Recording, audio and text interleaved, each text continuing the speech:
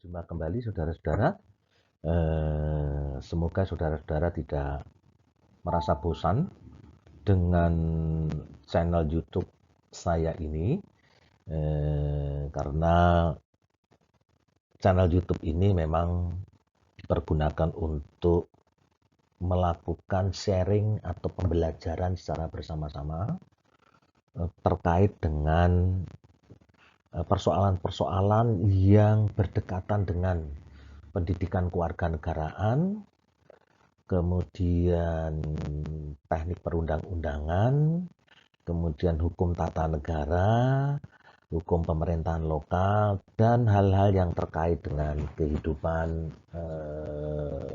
politik ketatanegaraan. Intinya seperti itu. Kali ini saya akan menyampaikan atau memberikan pengalaman atau menyampaikan sementara sharing gitu ya, sharing pengetahuan saja gitu, bukan berarti saya lebih tahu dari saudara-saudara, karena apa yang kita bicarakan hari ini, kita bicarakan dalam YouTube ini tidak lain adalah suatu pembahasan yang sudah sering kita dengar, ya kan, sudah sering kita dengar, bahkan sudah dicantumkan di dalam Undang-Undang Dasar 45, yaitu tidak lain adalah ini. Nah, gambar timbangan ini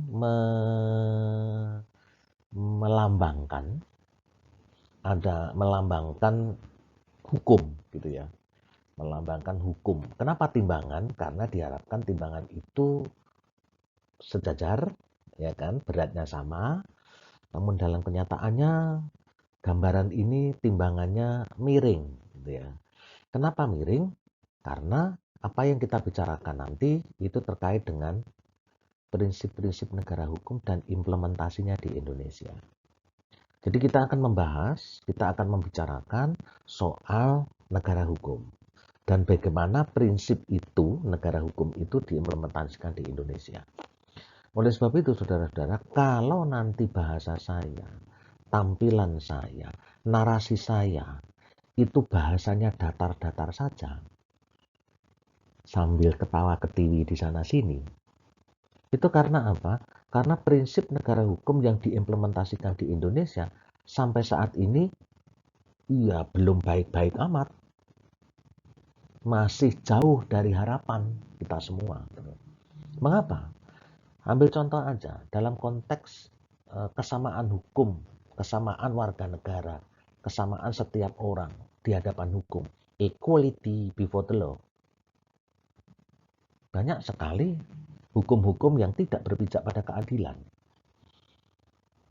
Akhir-akhir ini Anda bisa melihat bagaimana hukum itu berpihak, ya kan? Bagaimana hukum itu tidak netral,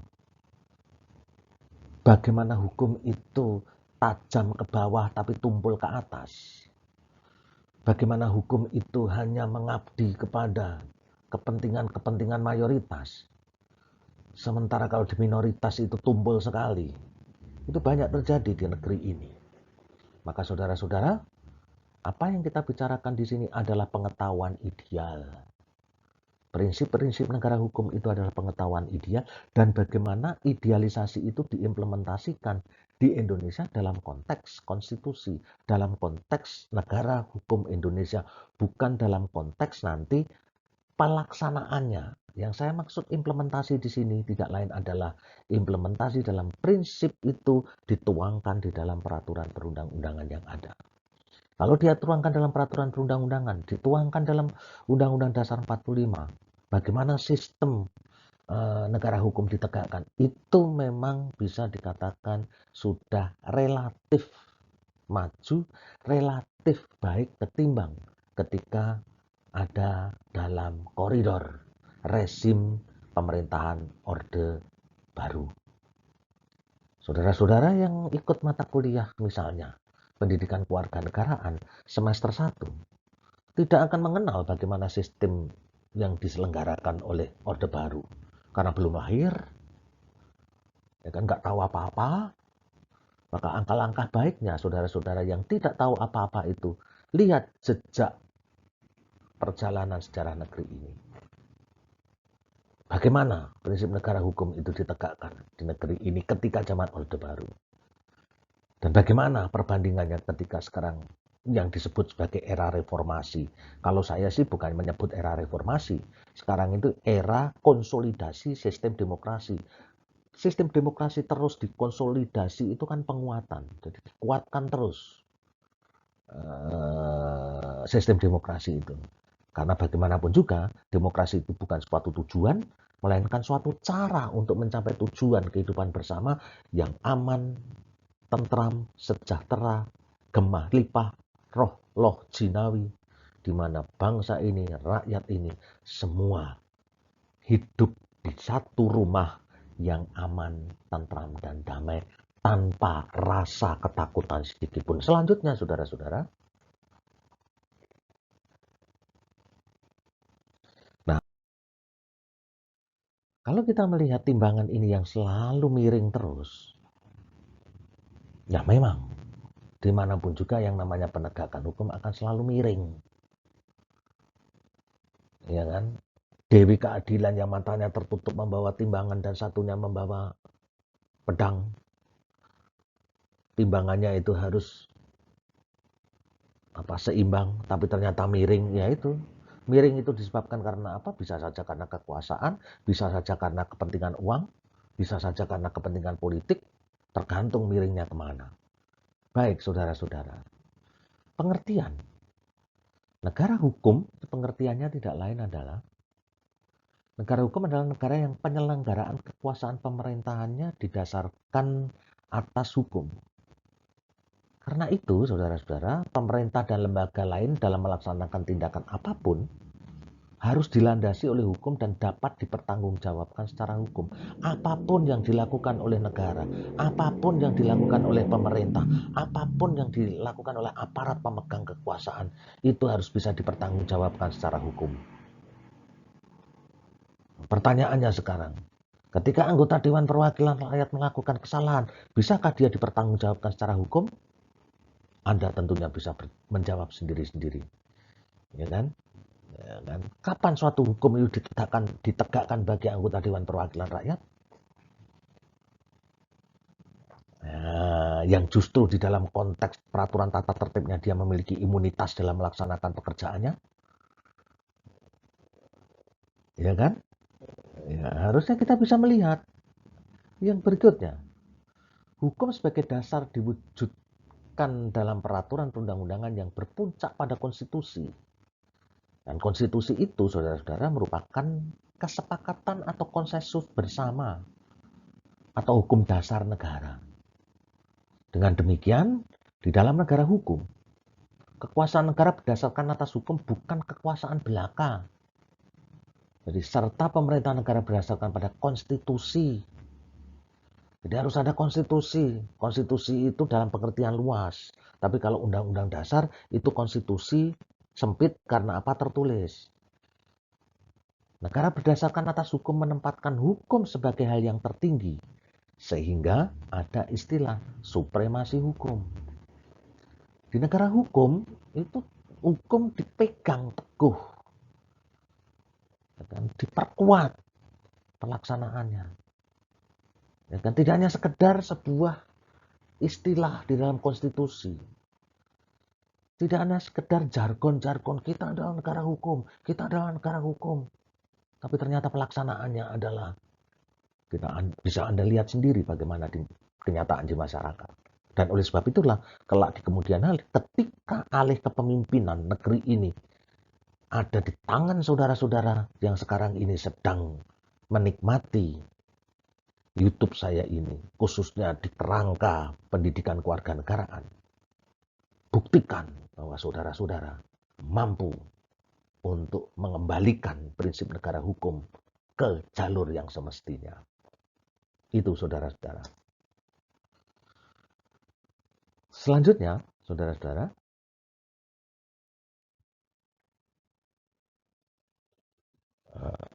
apa yang dimaksud prinsip negara hukum? Masih ada lagi. Banyak sekali hal-hal yang harus kita kaitkan dengan negara hukum itu. Sejarah perkembangan konsep negara hukum bagaimana? Panjang sejarahnya. Sangat panjang sekali sejarahnya. Karena apa? Karena kalau kita bicara diakronik, dalam konteks sejarah, konsep negara hukum, maka nggak akan selesai mata pembahasan ini. Karena ada pendekatan-pendekatan filosofis yang harus dilakukan ketika bicara tentang negara hukum itu. Dengan demikian saudara-saudara, saya akan menyampaikan secara singkat saja bagaimana sejarah perkembangan negara hukum itu.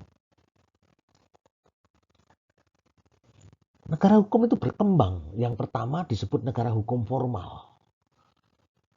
Adalah negara yang membatasi ruang geraknya dan bersifat pasif terhadap kepentingan rakyatnya. Negara tidak campur tangan secara banyak terhadap urusan dan kepentingan warga negaranya. Misalnya, urusan ekonomi diserahkan pada negara, yang berarti warga negara dibiarkan untuk mengurus kepentingan ekonominya sendiri. Maka dengan sendirinya perekonomian negara akan sehat, menjadi makstat. Konsep ini terjadi di Eropa sekitar abad 19. Ya kan? Dan ternyata penerapannya mengandung kecaman banyak warga negaranya, terutama pasca Perang Dunia Kedua, di mana negara dianggap lambat dan tidak bertanggung jawab atas segala dampak ekonomi yang timbul pasca Perang Dunia Kedua. Kemudian muncullah baru gagasan baru yang disebut welfare state, negara kesejahteraan. Intinya negara hukum formal itu negara hanya ingin menciptakan ketenteraman.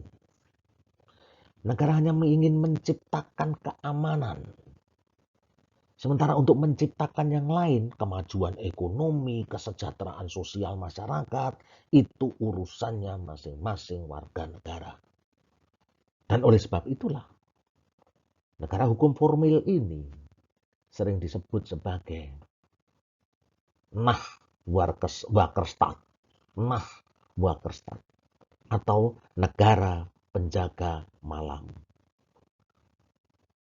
Itu aja dia. Tugasnya hanya menjaga ketertiban, keamanan. Tapi untuk menjaga, meningkatkan keadilan, meningkatkan kesejahteraan umum masyarakat tidak dilakukan. Dan oleh sebab itulah terjadi kecaman setelah Perang Dunia Kedua. Negara tidak bertanggung jawab terhadap kesejahteraan warga negaranya. Ini juga merupakan pelanggaran. Karena fungsi negara itu adalah hidup bersama dan untuk mencapai sebuah kepentingan bersama. Manakala tidak ada negara, maka kadangkala manusia itu seperti yang dikatakan oleh Hugo Grotius, Thomas Hobbes, homo homini lupus.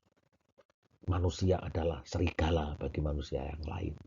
Dan oleh sebab itulah, welfare state kemudian dikembangkan. Prinsip negara kesejahteraan. Nah, negara kesejahteraan juga disebut sebagai konsep negara hukum material. Ya kan? Inilah kemudian muncul negara hukum material. Ya kan? Pemerintah bisa bertindak secara lebih luas dalam urusan dan kepentingan publik. Jauh melebihi batas-batas yang pernah diatur dalam konsep negara hukum formal. Ya. Konsepnya kayak apa? Nanti akan kita jelaskan. Nanti akan kita bahas lebih lanjut. Pemerintah memiliki keleluasaan untuk turut campur tangan dalam urusan warga negaranya. Dengan dasar bahwa pemerintah ikut bertanggung jawab terhadap kesejahteraan rakyat. Maka dia bisa masuk ke dalam berbagai macam relung-relung kehidupan masyarakat. Bahkan tidak jarang yang namanya negara masuk dalam kehidupan privasi warga negara. Demi apa? Demi mengatasnamakan peningkatan kesejahteraan rakyat. Mengapa kesejahteraan rakyat sampai masuk ke hal-hal yang bersifat pribadi? Oh ya jelas. Karena ini menyangkut basic need. Menyangkut kebutuhan dasar warga negara. Dan kebutuhan dasar itu jelas ada di individu yang sifatnya private. Maka tidak ada salahnya kalau negara itu masuk sampai ke relung-relung kehidupan private. Inilah konsep negara kesejahteraan. Dan oleh sebab itulah nanti ada bahwa negara kesejahteraan itu memang bersifat intervensionis. Dan oleh sebab itu, bagaimana caranya supaya intervensionis ini tidak melakukan pelanggaran hukum? Nanti kita akan lihat berikutnya. Selanjutnya, saudara-saudara. Ya, konsep negara kesejahteraan sudah kita lihat. Konsep negara formal sudah kita lihat. Perkembangan pemikirannya seperti itu. Lalu, menurut International Commission of Jurists, rumusan syarat atau ciri-ciri pemerintahan yang demokratis di bawah rule of law yang dinamis, ya kan? Orang bisa melihat prinsip negara hukum sering dikatakan rule of law, ada yang mengatakan Rechtsstaat. Apa bedanya rule of law dan Rechtsstaat? Itu akan kita bahas berikutnya, saudara-saudara. Nah, menurut International Commission of Jurists, perlindungan syarat-syarat atau ciri-ciri pemerintahan yang demokratis di bawah rule of law yang dinamis itu tidak lain adalah pertama, perlindungan konstitusional. Artinya, selain menjamin hak-hak individu, konstitusi harus pula menentukan cara atau prosedur untuk memperoleh perlindungan atas hak-hak yang dijamin. Jadi konstitusi harus mengatur bagaimana hak-hak individu itu caranya bisa dilindungi, caranya bisa dijamin. Itu yang pertama. Berikutnya, dan oleh karena itu ada jaminan badan kehakiman yang bebas dan tidak memilih, imparsial. Mengapa dia harus bebas tidak memihak? Karena dialah yang akan menyelesaikan persoalan-persoalan hukum, persoalan-persoalan hak asasi manusia, persoalan-persoalan keadilan yang ada di masyarakat. Dan oleh sebab itulah dia tidak diperkenankan untuk dipengaruhi oleh kekuasaan apapun. Dia harus bebas dan tidak memihak. Itu saudara-saudara. Selanjutnya, pemilihan umum yang bebas. Kenapa harus ada pemilihan umum? Karena ini adalah berkaitan dengan demokrasi. Dan demokrasi tidak mungkin dilaksanakan secara langsung. Oleh sebab itu, digunakanlah the representative government. Pemerintahan didasarkan pada perwakilan. Tidak mungkin demokrasi langsung itu dilaksanakan. Dan oleh sebab itulah, dalam konteks the rule of law, pemilihan umum harus bebas dan aturannya harus jujur, adil, langsung, umum, bebas, dan rahasia. Harus ada jaminan itu. Ya kan? Kalau tidak ada, pemilihan umum jelas melanggar the rule of law yang dinamis. Dalam negara demokrasi, saudara-saudara, juga ada kebebasan untuk menyampaikan pendapat. Tetapi dalam konteks rule of law, kebebasan untuk menyatakan pendapat itu juga dibatasi oleh kewajiban untuk mendengarkan pendapat. Jadi kebebasan itu harus dilakukan secara bertanggung jawab. Ya kan? Tidak sekedar teriak-teriak yang kemudian menimbulkan keresahan di dalam masyarakat. Kebebasan menyatakan pendapat dijamin, tetapi kebebasan itu harus juga memperhatikan kebebasan orang lain untuk menyampaikan pendapat. Artinya, ketika kebebasan ini diberikan secara bersama-sama, maka di situ juga muncul aspek kewajiban untuk mendengarkan pendapat. Selanjutnya, kebebasan berserikat, berorganisasi, beroposisi. Ini juga harus ada di dalam konteks negara demokrasi dan harus diatur dalam konteks the rule of law. Ya kan? Anda diperkenankan untuk bebas berserikat. Anda diperkenankan untuk berorganisasi. Anda diperkenankan untuk beroposisi. artinya menentang apa yang menjadi kebijakan pemerintah, diperkenankan. Tapi posisi oposisi itu, saudara-saudara, harus proporsional. Ya kan? Beroposisi.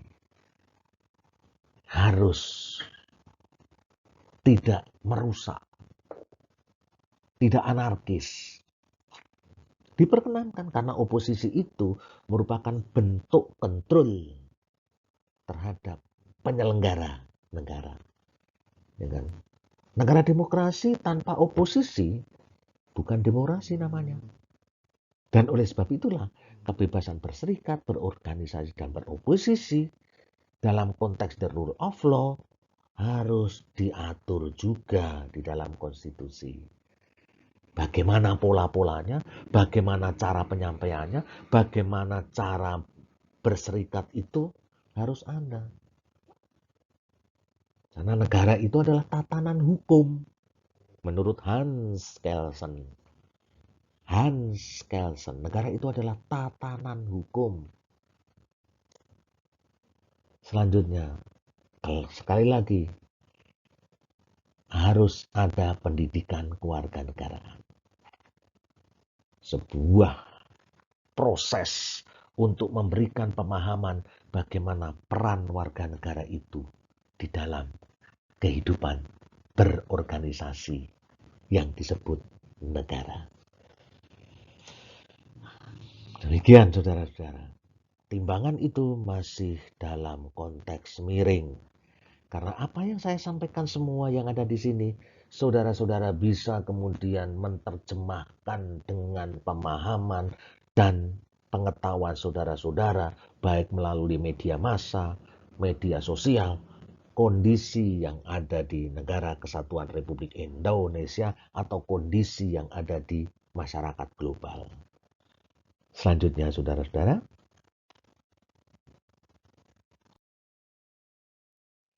nah, itu kita dilihat dari pemahaman yang lebih spesifik lagi. Menurut Frans Magnisuseno, ini seorang rohaniwan, seorang guru besar, seorang profesor dari Sekolah Tinggi Filsafat Driyarkara Jakarta, ya kan, seorang rohaniwan, Romo Frans Magnisuseno, menyebut 5 ciri negara hukum sebagai salah satu ciri negara demokrasi. Ciri negara hukum sebagai salah satu ciri negara demokrasi.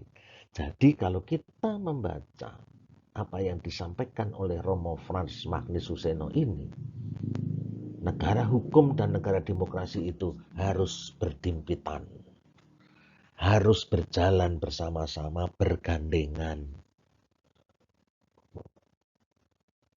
Karena apa? Ya karena setiap keterlibatan masyarakat, setiap keikutsertaan masyarakat rakyat dalam berpartisipasi harus dalam koridor memahami, menegakkan aspek-aspek negara hukum, saudara-saudara. Harus disadari demokrasi itu akan memunculkan anarki. Dan kalau tidak ada konsep negara hukum, the rule of law, demokrasi itu justru akan berdampak pada anarki, berdampak pada oligarki. Dan oleh sebab itulah 5 ciri ini meliputi fungsi kenegaraan dijalankan oleh lembaga yang bersangkutan sesuai dengan ketetapan sebuah undang-undang dasar. Jadi fungsi negara itu dijalankan oleh lembaga yang bersangkutan sesuai dengan ketetapan sebuah undang-undang dasar. Jadi sudah ada undang-undang dasar yang membentuk fungsi-fungsi negara, fungsi-fungsi lembaga negara. Undang-undang dasar menjamin hak yang paling penting. Karena tanpa jaminan tersebut, hukum menjadi sarana penindas. Nah, itu. Hukum bisa loh menjadi sarana penindas. Karena pengertian hukum di dalam konteks hukum positif, normatif yuridis, Hans Kelsen mengatakan bahwa hukum adalah kehendak penguasa yang dituangkan dalam bentuk undang-undang. Dan kalau penguasanya itu menindas, maka dia bisa menciptakan hukum yang menindas. Itu saudara-saudara. Maka Undang-Undang Dasar menjamin HAM yang paling penting karena tanpa jaminan tersebut hukum menjadi sarana penindas. Oleh sebab itu, konstitusi atau undang-undang dasar dipergunakan sebagai basic pemahaman ketika hukum-hukum yang ada di bawahnya itu akan dibuat. Supaya apa? Supaya tetap melindungi hak asasi manusia yang ada di dalam konstitusi. Selanjutnya, saudara-saudara, badan-badan negara yang menjalankan kekuasaannya hanya taat pada dasar hukum yang berlaku. Jangan melebihi batas kekuasaan itu karena sudah dibatasi di dalam konstitusi. Kalau dalam Indonesia sudah dibatasi, ada konstitusi, kemudian ada undang-undang organik. Undang-undang organik itu adalah undang-undang yang membentuk organ negara. Nah, itu sudah ada pembatasan-pembatasannya. Selanjutnya, saudara-saudara, terhadap tindakan badan negara, masyarakat dapat mengadu ke pengadilan. Dan putusan pengadilan dilaksanakan oleh badan negara. Jadi ketika ada lembaga negara terhadap badan negara yang melakukan tindakan di luar keadilan, melanggar hak asasi manusia, bisa mengadu kepada pengadilan. Misalnya, saudara-saudara nanti akan memperoleh peradilan tata usaha negara. Misalnya, saudara-saudara nanti akan memperoleh peradilan hak asasi manusia. Itu saudara-saudara. Dan oleh sebab itulah saudara-saudara tadi dikatakan, lembaga peradilan itu bebas dan tidak memihak. Itu saudara-saudara. Ini dia.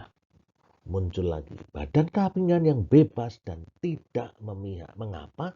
Karena dia dimungkinkan juga nanti akan memeriksa lembaga negara yang karena ketidakadilannya, yang karena perilakunya melanggar hak asasi manusia warga negara yang sudah dituangkan di dalam Undang-Undang Dasar 1945 misalnya seperti itu.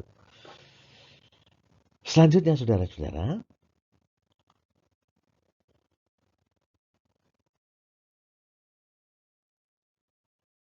Roma Magnis sudah menyampaikan hal semacam itu. Lalu kesimpulan negara hukum itu apa? Negara hukum itu merupakan terjemahan dari istilah Rechtsstaat atau rule of law. Nanti kita bisa melihat ada perbedaan Rechtsstaat dengan rule of law. Rechtsstaat atau rule of law merupakan bentuk perumusan yuridis dari gagasan konstitusionalisme. Sehingga konstitusi dan negara hukum merupakan dua konsep yang tidak dapat dipisahkan. Tadi kan ada konstitusionalisme. Jadi Rechtsstaat dan rule of law itu merupakan bentuk perumusan yuridis dari gagasan konstitusionalisme. Jadi suatu gagasan yang mengendaki negara itu berjalan dalam konsep-konsep konstitusi. Ya kan? Nah, konsep-konsep konstitusi itu diterjemahkan dalam bentuk yuridis melalui Rechtsstaat dan rule of law. Sebaliknya juga demikian. Rechtsstaat dan rule of law diterjemahkan di dalam batang tubuh konstitusi. Dalam hal ini, konstitusi yang tertulis. Nah, itu. Negara hukum adalah negara yang dalam penyelenggaraannya, khususnya kekuasaan pemerintahannya, didasarkan atas hukum. Setiap gerak langkah negara itu selalu didasarkan pada hukum. Hukum apa? Ya bisa tertulis, bisa tidak tertulis. Ya kan? Bisa tertulis, bisa tidak tertulis. Yang tidak tertulis itu apa? Ya kebiasaan ketatanegaraan, kelumrahan-kelumrahan yang ada di dalam konteks kehidupan ketatanegaraan. Yang tertulis, iya lihat aja di dalam peraturan perundang-undangan. Tergantung tradisi hukumnya. Kalau tradisi hukumnya Anglo-Saxon banyak sekali mempergunakan apa realitas kehidupan masyarakat, ya kan? Persoalan-persoalan sosial yang konkret di dalam masyarakat, dan kemudian dicari aspek-aspek normatifnya.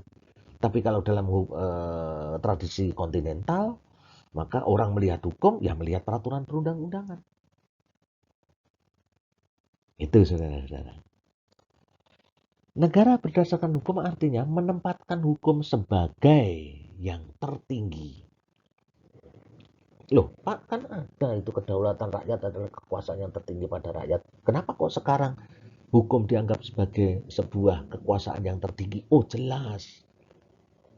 Ya kan, kedaulatan rakyat itu kan siapa orangnya, siapa subjeknya. Ya kan? Oh, subjeknya rakyat. Subjeknya itu rakyat yang tertinggi. Tapi bagaimana objeknya? Objeknya itu ketika rakyat melaksanakan kekuasaan yang tertinggi, maka dia harus tunduk pada aturan-aturan, tunduk pada hukum-hukum itu. Akhirnya secara objektif negara itu tunduk pada hukum. Karena negara itu tidak lain seperti yang disampaikan oleh Hans Kelsen adalah sekumpulan norma hukum. Kendati negara itu membentuk hukum, nanti akan saya sampaikan juga.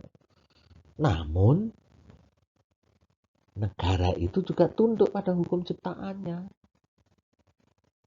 Inilah konsep sebagai negara hukum sebagai yang tertinggi. Sebagai objek penyelenggaraan, objek pelaksanaan, objek implementasi dalam kehidupan organisasi, di mana kehidupan organisasi itu subjek yang tertinggi tidak lain adalah rakyat. Itu saudara-saudara. Di bedanya, apa beda kedaulatan rakyat dengan kedaulatan hukum? Kalau kedaulatan rakyat itu melihat subjek pemegang kekuasaan yang tertinggi, yaitu rakyat. Tapi kalau kedaulatan hukum itu melihat objek yang tertinggi. Objeknya apa yang tertinggi? Oh, hukum.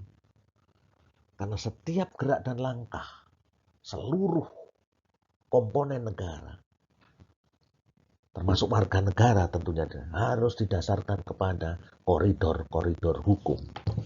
Dan karena kedaulatan rakyat itu, dan karena rakyat itu memiliki kedaulatan yang tertinggi, maka ketika menciptakan objek yang namanya hukum itu melalui peraturan perundang-undangan, selalu ada manifestasi persetujuan atau pembahasan melalui wakil-wakil rakyat.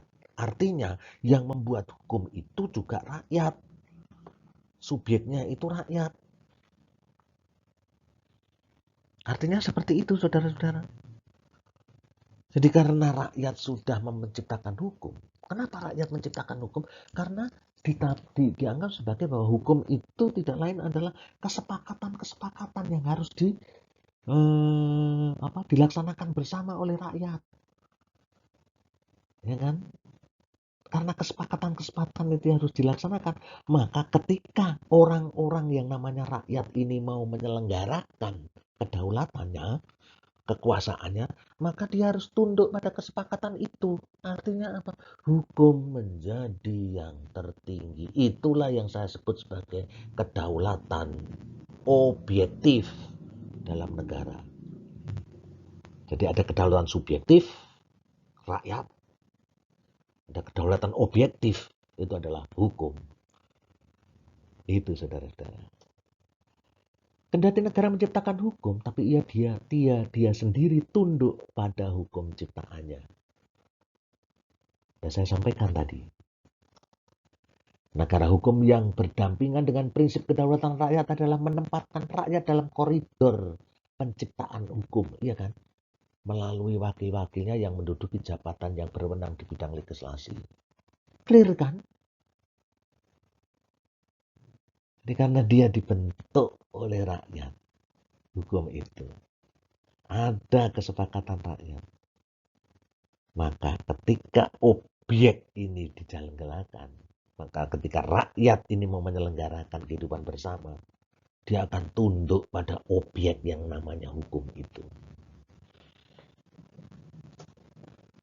Supremasi hukum harus tidak mengabaikan ide dasar keberadaan hukum, yakni kepastian, kesamaan, keadilan, dan kemanfaatan.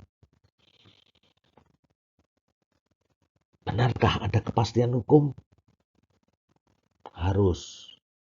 Bagaimana implementasinya? Anda bisa melihat sendiri bagaimana di Indonesia. Hukum itu harus ada kesamaan, artinya non-diskriminatif. Ya kan?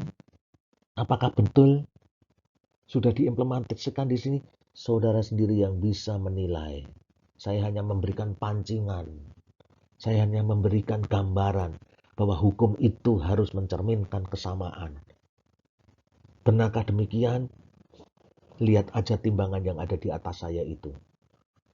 Apakah demikian juga harus mengadakan keadilan? Ya harus ada menciptakan keadilan. Tetapi keadilan itu yang bagaimana? Nah, keadilan yang maha luas substansinya itu memang kadangkala melalui hukum, khususnya peraturan perundang-undangan, dipersempit. Karena apa? Keadilannya sudah menjadi perdebatan nanti ketika mau dituangkan dalam peraturan perundang-undangan.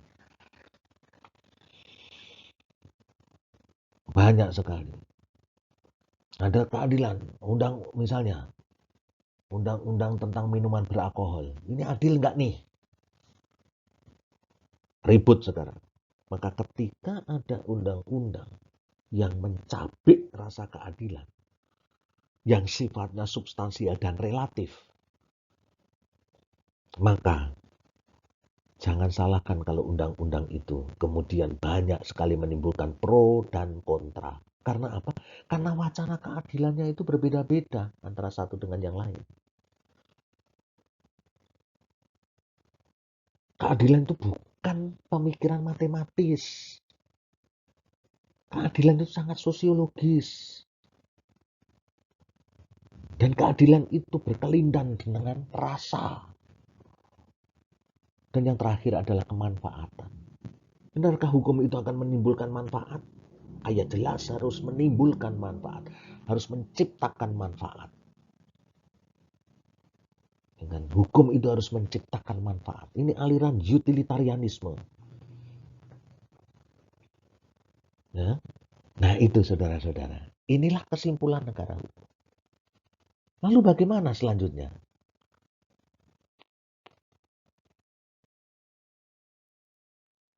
Kita akan lihat setelah kita melihat kesimpulannya. Maka bagaimana negara hukum formil dan negara hukum modern, negara hukum material itu? Maka kita bisa mengkategorikan ke dalam konteks dua pemahaman. Negara hukum klasik dan negara hukum modern. Negara hukum klasik itu prinsipnya, ciri-cirinya saudara-saudara. Yang pertama, harus ada perlindungan hak asasi manusia. Ciri yang pertama. Kenapa harus ada perlindungan hak asasi manusia? Karena sejarah pertumbuhan hukum, sejarah pertumbuhan atau perkembangan negara hukum itu dilatar belakangi oleh kondisi sebelumnya, di mana rakyat itu sangat tertindas karena kekuasaan negara yang sangat absolut. Maka kalau kita mau mendirikan negara, kalau rakyat ingin hidup bersama-sama di dalam negara, maka prinsip yang pertama itu tidak lain adalah harus ada perlindungan hak asasi manusia. Nah, kalau sudah ada perlindungan hak asasi manusia, bagaimana cara menjaminnya? Ya harus ada pemisahan kekuasaan. Karena kalau tidak dipisah-pisahkan, kekuasaan itu akan absolut dalam satu tangan, otoritarian. Akibatnya apa? Ya memerintah, ya membuat aturan, ya mengadili satu orang. Absolutisme. Itulah yang mengakibatkan terjadinya penindasan hak asasi manusia. Dan oleh sebab itulah prinsip yang pertama dari negara hukum tidak lain adalah perlindungan hak asasi manusia, kedua tidak lain adalah pemisahan kekuasaan. Ini adalah prinsip idealisasi. Tapi bagaimana implementasinya? Implementasinya ya harus legalitas pemerintahan. Pemerintahan harus bersifat berdasarkan hukum. Dipisah-pisahnya itu ada aturan hukumnya masing-masing. DPR membentuk undang-undang, ya kan? Nggak bisa DPR kemudian ikut-ikutan dalam konteks kekuasaan kehakiman. Presiden hanya melaksanakan undang-undang, ya kan? Kalau pemisahannya secara tegas, maka presiden hanya melaksanakan undang-undang. Dia tidak mempunyai hak untuk membentuk undang-undang. Tapi sekarang tidak seperti itu. Saling campuran karena berkaitan dengan persoalan check and balances, saudara-saudara. Harus ada imbangannya. Legalitas pemerintahan. Artinya apa? Pemisahan kekuasaan itu ada basic hukumnya. Diatur dengan hukum. Dan oleh sebab itu, setiap cabang-cabang kekuasaan itu melaksanakan kekuasaan didasarkan kepada hukum, legalitas kekuasaan. Dan akhirnya apa? Supaya legalitas pemerintahan ini tegak, peradilan yang bebas. Karena peradilan itulah yang akan menyelesaikan persoalan-persoalan ketika terjadi pelanggaran hukum. Nah, inilah prinsip negara hukum klasik.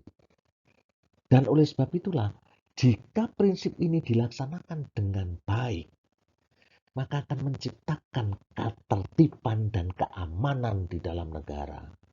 Dan oleh sebab itulah, prinsip negara hukum klasik itu disebut Nachwukerstat.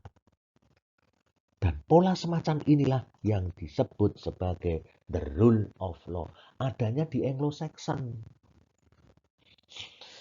Paham ya? Sekarang rule of law itu. Rule of law itu ada di Anglo-Saxon. Prinsipnya hanya ini, perlindungan hak asasi manusia, pemisahan kekuasaan, legalitas pemerintahan, peradilan yang bebas.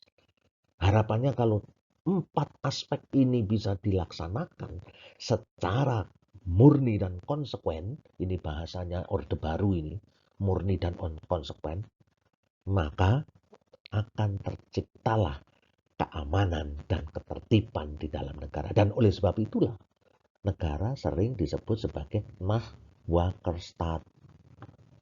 Nah itu malam, waker itu menjaga, stat itu negara, negara penjaga malam. Kalau nggak salah lu ya. Ya kan, karena itu bahasa Belanda. Saya bahasa Belanda dapat dari SMA. Kemudian S1 memperoleh bahasa Belanda. Setelah itu hilang, nggak ada mata kuliah bahasa Belanda. Akhirnya apa? Akhirnya lupa. Nah, intinya seperti itu. Kemudian yang berikutnya adalah negara hukum modern. Sering disebut welfare state, sering disebut negara hukum material. Cirinya apa? Cirinya tetap sama. Perlindungan hak asasi manusia. Tetap ada perlindungan hak asasi manusia. Kemudian yang kedua, tetap ada pemisahan kekuasaan. Karena untuk melindungi hak asasi manusia memang pemisahan kekuasaan harus menjadi syarat utama. Dan ketika pemisahan kekuasaan ini sudah dilakukan, maka dia tetap harus ada legalitas pemerintahan. Menjalankan pemerintahan itu dilakukan secara hukum.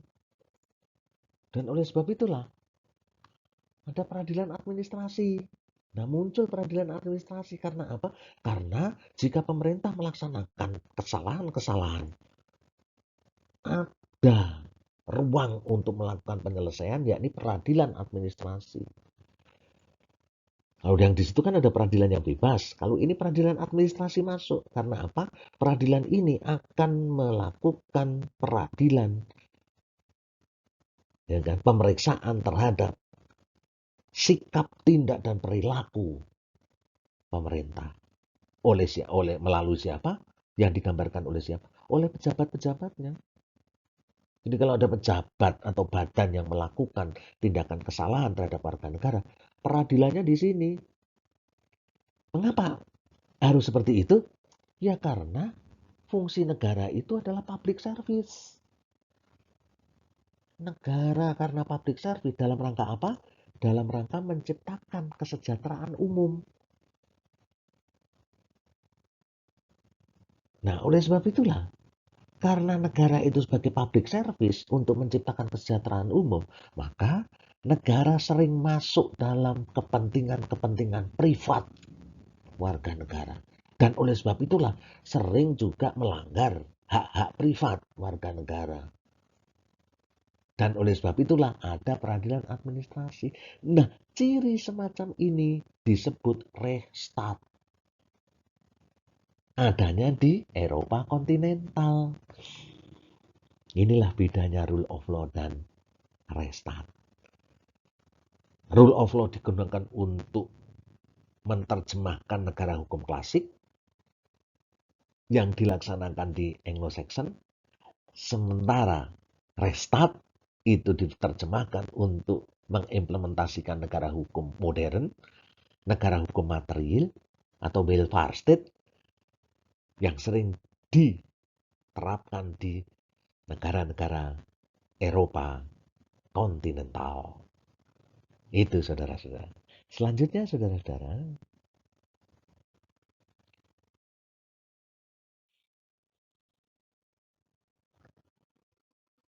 lalu apa yang menjadi pemikiran welfare state itu memunculkan Rechtsstaat?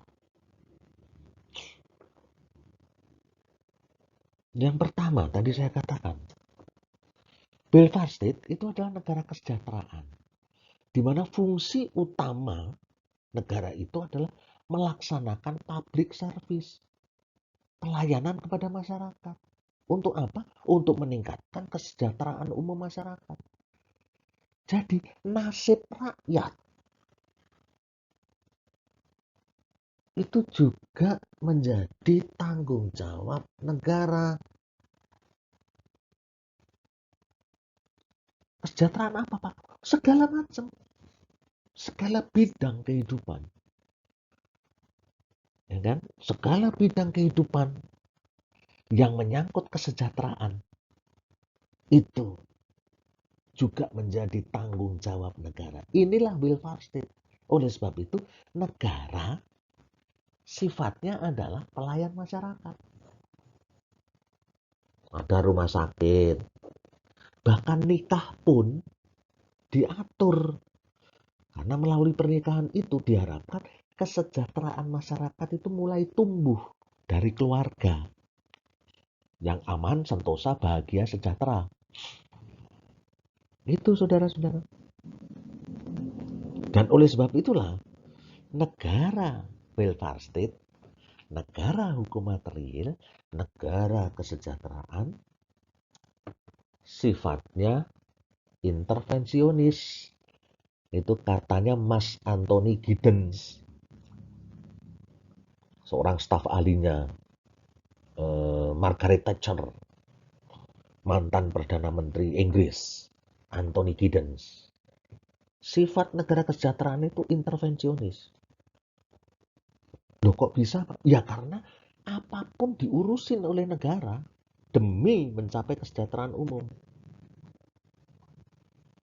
Apapun diurusi oleh negara. Jadi negara itu seperti Sinterklas, membawa macam-macam bingkisan, ya kan? Bingkisan itu dibawa macam-macam. Ini loh untuk wargaku, yuk, gitu. Maka Anda lihat negeri ini, Indonesia, sudah welfare state kah? Yes, Indonesia sudah welfare state. Tapi belum seideal di negara-negara Skandinavia. Di negara-negara Skandinavia yang katanya barat, sangat individualis. Sekali-sekali saudara ke sana. Luar biasa. Dia betul-betul negara kesejahteraan, kesehatan, pendidikan, perlindungan anak dan perempuan. Luar biasa. Kendati di negara-negara Skandinavia itu rata-rata pajaknya sangat tinggi. Tetapi pajak itu dikembalikan untuk apa? Menciptakan kesejahteraan umum. Prasyarat negara kesejahteraan itu tidak lain adalah apa? Tidak korup. Aparatnya tidak korupsi. Karena semuanya dipergunakan untuk kepentingan warga negara. Pajak dikembalikan kepada kemanfaatan warga negara. Saya nggak ngomong loh, pajak di Indonesia itu dikorup. Oh, nyatanya juga ada pegawai pajak dulu yang kena. Ya kan? Banyak itu yang kena. Koruptor-koruptor itu kan sebetulnya kan mengkorupsi pajak-pajak negara ini. Rakyat setiap geraknya dipajekin, sampai di atas dikrikitin sama tikus. Kapan negara ini menjadi negara kesejahteraan? Ya kan? Dan setiap ada pemberantasan korupsi, dan setiap ada pejabat yang ketangkap karena korupsi, selalu ungkapannya adalah, wah, ini ada gerakan politik. Ini ada kepentingan politik, saya ditangkap. Ya kalau saya ditanya, kok bisa seperti itu? Ya karena kejahatan korupsi itu adalah kejahatan politik. Karena berkaitan dengan wewenang, penyalahgunaan wewenang. Dan kalau ini terus dilakukan, negara ini tidak bakalan menjadi negara kesejahteraan. Kita teriak negara kesejahteraan, kita teriak negara kesejahteraan. Tapi sebetulnya kita harusnya malu dengan negara-negara Skandinavia. Mereka nggak pernah teriak negara kesejahteraan. Mereka intervensi itu, negara-negara itu. Sangat intervensi dalam kehidupan. Nah, karena negara kesejahteraan itu bersifat intervensionis, maka sering terjadi pelanggaran terhadap prinsip negara hukum. Ya kan? Akhirnya, karena intervensi. Nah, karena sering melanggar, maka dibutuhkan perangkap hukum untuk membatasi sifat intervensionis tersebut. Maka inilah yang disebut sebagai welfare state, Rechtsstaat. Nah, selanjutnya saudara-saudara, kita akan coba lihat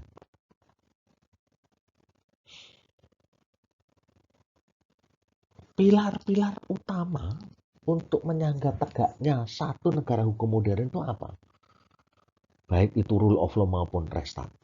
Pilar-pilarnya itu apa? Yang pertama, saya ulangi lagi, supremasi hukum. Artinya, ada pengakuan normatif dan empirik akan prinsip supremasi hukum, yaitu bahwa semua masalah diselesaikan dengan hukum sebagai pedoman yang tertinggi. Tidak diselesaikan dengan kekerasan, dengan anarkis, dengan bakar-bakar, dengan teriak-teriak, dengan menghujat, dengan ngomong kotor. Tidak, tapi dengan hukum. Ini supremasi hukum. Orang teriak-teriak supremasi hukum, kelakuannya anarkis. Anarkis itu jangan segera merusak fasilitas umum loh ya. Tapi anarkis itu juga menunjukkan apa? Suatu tindakan yang di luar wajaran kehidupan sosial kemasyarakatan. Itu saudara-saudara. Selanjutnya, persamaan dalam hukum, equality before the law. adanya persamaan kedudukan setiap orang dalam hukum dan pemerintahan yang diakui secara normatif dan dilaksanakan secara empirik. Inilah yang menyebabkan saya ini kadang-kadang kalau bicara mengenai hal ini dengan suara datar. Persamaan hukum, equality before the law. Adanya persamaan kedudukan setiap orang dalam hukum dan pemerintahan yang diakui secara normatif dan dilaksanakan secara empirik. Yes, kita sudah mengakui secara normatif karena ini adalah asas. Yes, tapi pertanyaannya dilaksanakan secara empirik? Saya tidak akan menyampaikan hal ini karena saudara-saudara sudah tahu sendiri dengan membaca, dengan melihat apa yang terjadi di dalam media sosial. Empirikkah negara hukum itu atau equality before the law itu sudah dilaksanakan?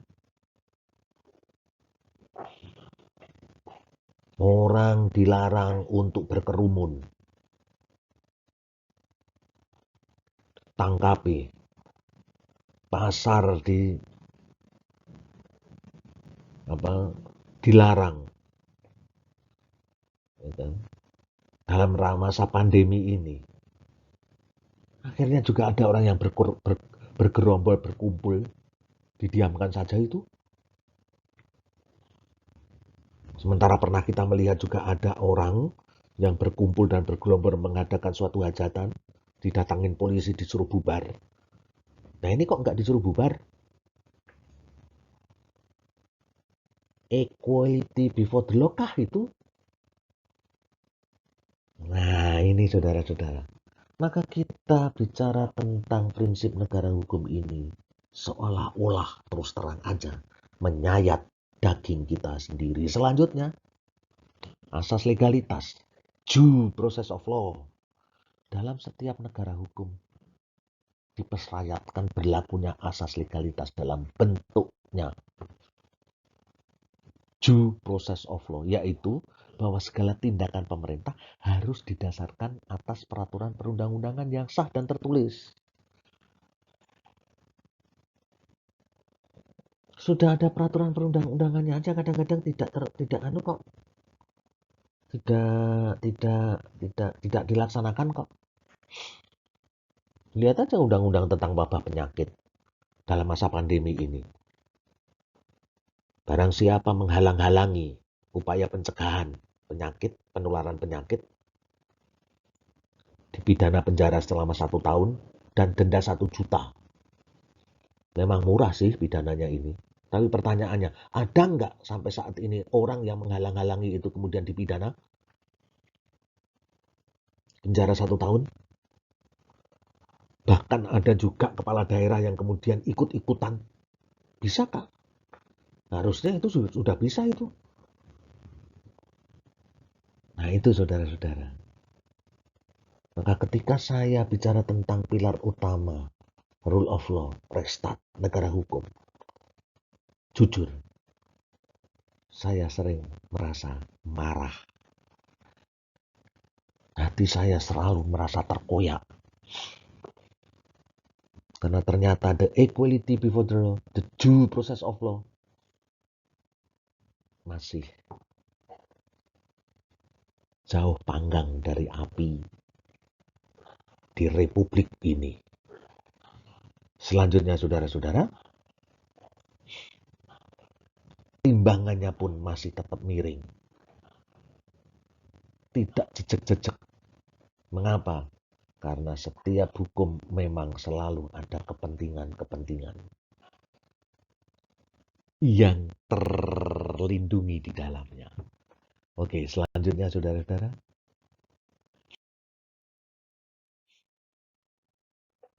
Prinsip negara hukum. Sungguh luar biasa. Ideal bagus, tapi implementasinya masih sangat sulit. Yang keempat, pembatasan kekuasaan. Artinya, ada pembatasan kekuasaan negara dan organ-organ negara dalam cara menerapkan prinsip pembagian kekuasaan secara vertikal atau pemisahan kekuasaan secara horizontal. Secara vertikal itu tidak lain adalah pemisahan antara pemerintah pusat, pemerintah daerah. Pemerintah pusat, ya kan, dengan daerah-daerah ini juga ada pemerintahan vertikal. Vertikal. Kalau horizontal, pemisahannya bagaimana? Ya ada eksekutif, legislatif, judikatif. Bisa-pisahkan seperti ini. Selanjutnya, organ-organ eksekutif independen. Dalam rangka membatasi kekuasaan itu di zaman sekarang, perkembangan pula adanya pengakuan kelembagaan pemerintahan yang bersifat independen.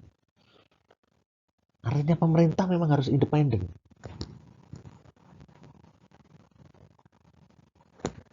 Ya, pola ini yang harus dilihat. Eksekutif harus independen. Tapi bisa enggak? Nah, karena eksekutifnya biasanya itu berasal dari partai politik, pertanyaannya bisa enggak dia independen dari partai politiknya? Ambil contoh, pasangan presiden dan calon presiden, ya kan? Calon presiden dan wakil presiden dicalonkan oleh partai politik dan gabungan partai politik. Pertanyaannya, jika sudah menjadi presiden, bisa dia nggak independen dari partai politiknya?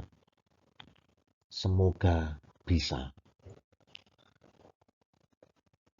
Semoga bisa. Dan semoga bisa. Karena apa? Karena itu hanya syarat administratif. Calon presiden dan wakil presiden. Ya kan? Atau presiden dan calon presiden dan wakil presiden diajukan oleh partai politik atau gabungan partai politik.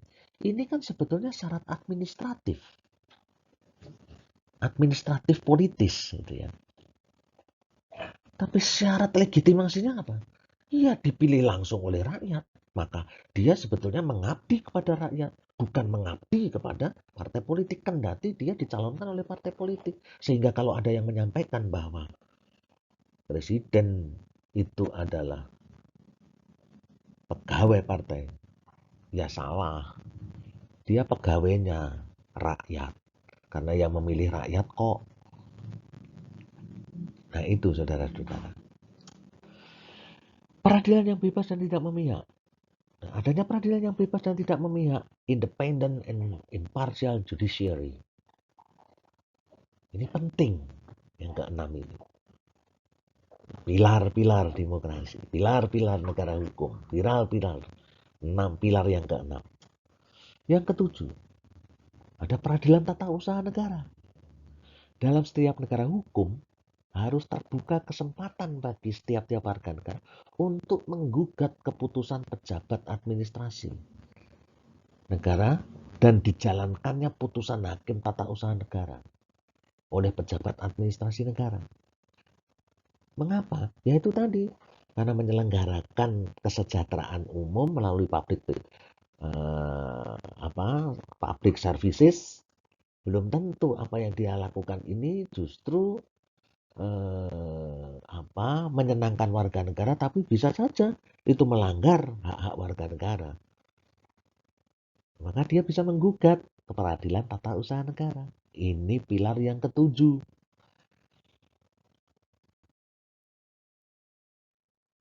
Selanjutnya saudara-saudara, pilar yang kedelapan. Peradilan tata usaha, harus ada peradilan tata negara. Apa itu? Constitutional Court. Di samping adanya pengadilan tata usaha negara yang diharapkan memberikan jaminan tegaknya keadilan bagi tiap-tiap warga negara, negara hukum modern juga lazim mengadopsi gagasan pembentukan Mahkamah Konstitusi dalam sistem ketatanegaraan. Indonesia sudah memiliki Mahkamah Konstitusi. Dan mahkamah inilah yang mempunyai wewenang untuk uji undang-undang terhadap undang-undang dasar. Itu ya, yang pertama. Melakukan penyelesaian sengketa kewenangan lembaga negara. Yang ketiga, melakukan apa penyelesaian sengketa perhitungan suara dalam pemilihan umum. Yang keempat, membubarkan partai politik. Dan yang kelima yang paling utama, yang paling krusial ini tidak lain adalah memeriksa presiden dan atau wakil presiden jika diduga ada melakukan pelanggaran hukum yang berat, melakukan impeachment atau pemakzulan. Ini peradilan tata negara.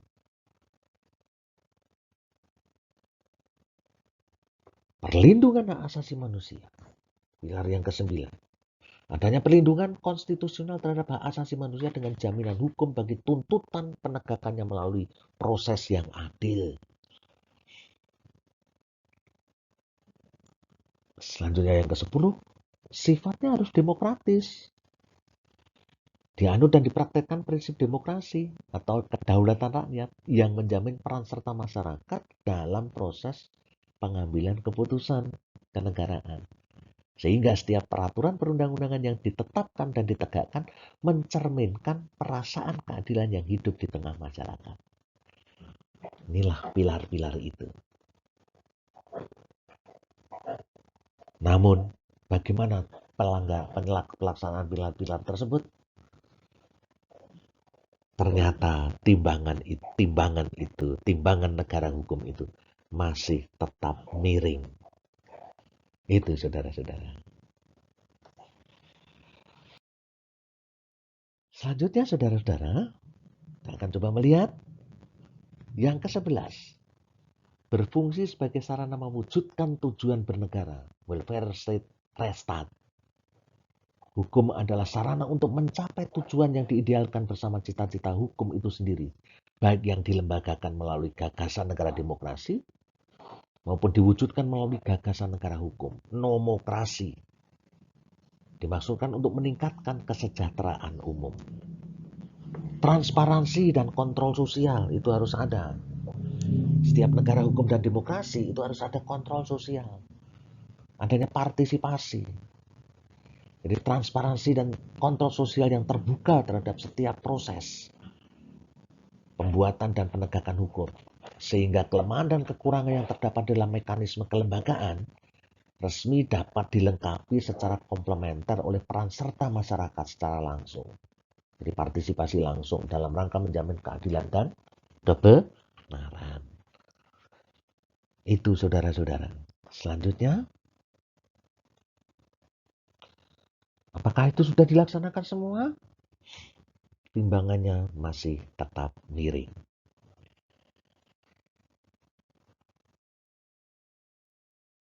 Nah, timbangannya masih miring, namun kita akan coba lihat bagaimana negara hukum di Indonesia.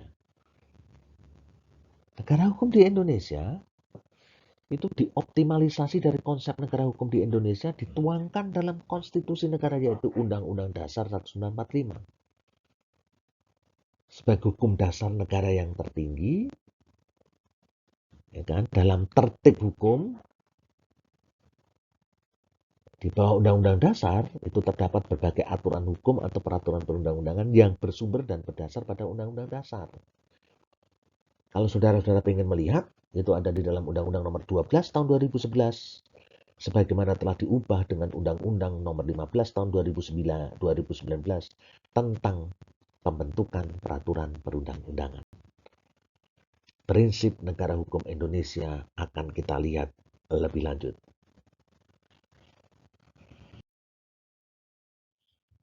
Bagaimana prinsip itu? Yang pertama, landasan konsepsional negara hukum Indonesia. Yang pertama, landasan filosofis itu tidak lain adalah kemanusiaan yang adil dan beradab dan keadilan sosial bagi seluruh rakyat Indonesia. Filosofis. Jadi konsep negara hukum itu berprinsip pada kemanusiaan yang adil dan beradab. Ini hak asasi manusia. Dan kemanusiaan yang adil dan beradab ini akan diperoleh manakala syarat keadilan sosial bagi seluruh rakyat ini juga tercapai.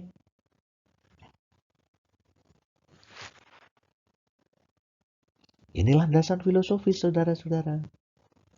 Kemudian landasan sosiologis, konsepsi negara hukum Indonesia dapat kita masukkan dalam konsep negara hukum material atau negara hukum dalam arti luas. Hal ini dibuktikan dari perumusan mengenai tujuan bernegara sebagaimana tertuang dalam pembukaan Undang-Undang Dasar 1945 alinea 4. Menciptakan kesejahteraan, ketertiban dunia, perdamaian abadi. Ya kan? Jadi negara tidak hanya sekedar Nahwakerstat. Dan ini konsep ini sudah dilaksanakan, tetapi memang belum ada hasil karena apa? Proses terus. Negara ini terus akan berproses. Dan oleh sebab itulah harus kita dukung proses-proses untuk menyusun negara hukum ini sesuai dengan konstitusi. Landasan yuridisnya, kita bisa melihat pasal 1 ayat 3 Undang-Undang Dasar Negara Republik Indonesia. Negara Indonesia adalah negara hukum, jelas. Yang kedua, pasal 24, pasal 24A, dan pasal 24B. Ini berkaitan dengan kekuasaan kehakiman. Ada MA, ada MK, dan ada KY. Anda bisa melihat sendiri itu di dalam Undang-Undang Dasar 1945. Baik yang sudah tercantum di dalam aplikasi, ya, aplikasi itu ada ini di aplikasi ini ada itu Undang-Undang Dasar 45, ataukah Anda mau beli, ada di dalam aplikasi yang sifatnya hard copy gitu di toko-toko buku banyak itu. Kemudian pasal 2 sambil lanjut adalah pasal 27 ayat 1 equality before the law. Setiap warga negara mempunyai kesamaan di bidang hukum dan di hadapan hukum dan pemerintahan. Sudah ada semua diimplementasikan. Pertanyaannya, diimplementasikan artinya prinsip negara hukum itu dituangkan dalam, ya kan, di dalam Undang-Undang Dasar 45. Pertanyaannya, implementasi empirik di kenyataan kehidupannya bagaimana? Ya masih diupayakan terus. Pasal 28A sampai dengan pasal 28I itu soal tentang hak asasi manusia. Anda lihat aja itu nanti. Sudah ditempatkan semua landasan konsepsional negara hukum Indonesia ini. Ya, konsep yang besar tadi yang kita bicarakan secara bersama-sama itu, kemudian tuangkan, itu sudah semua.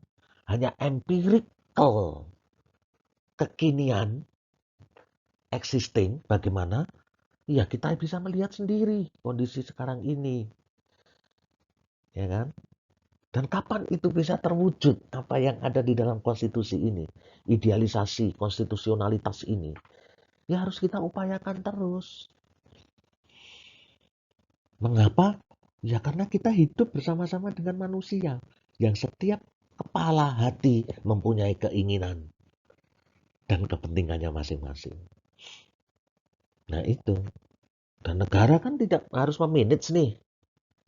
Termasuk keadilan sosial diadministrasikan. Bagaimana menciptakan lapangan pekerjaan.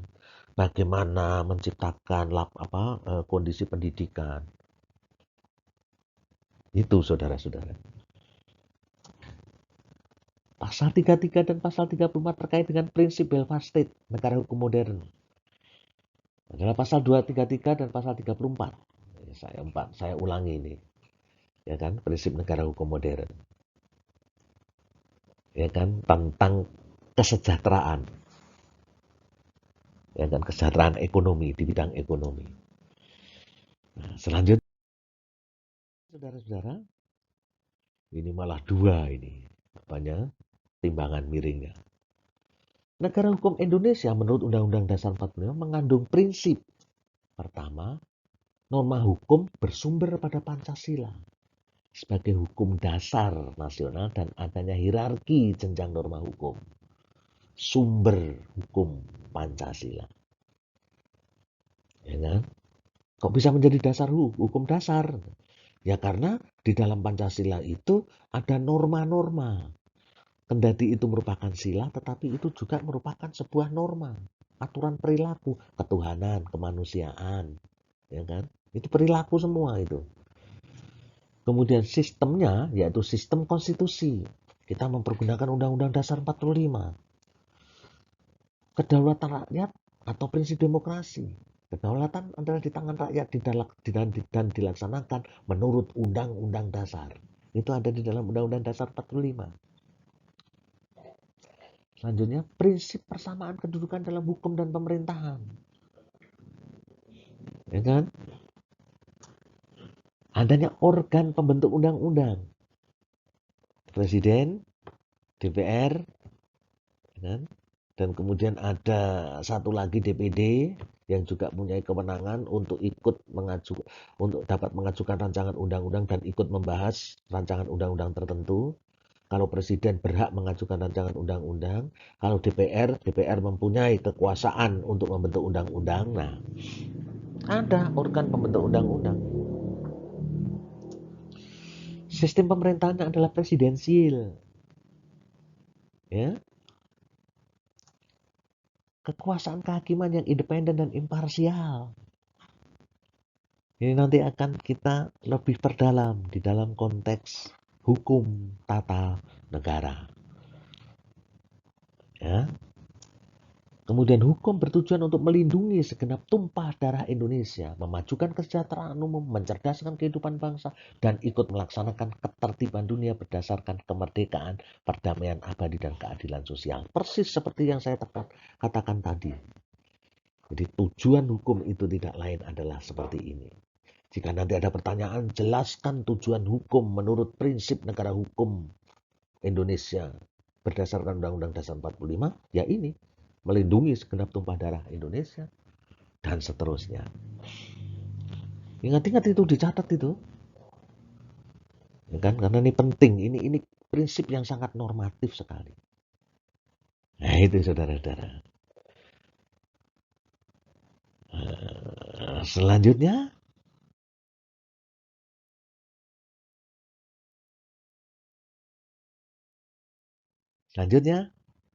kita sudah kembali ke rumah kita, yakni rumah pendidikan.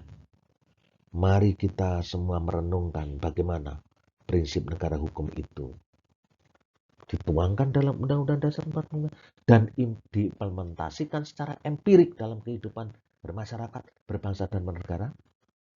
Masih banyak PR dan pekerjaan rumah untuk membenahi negara hukum Indonesia. Demikian saudara-saudara. Sekian dan terima kasih. Sampai jumpa.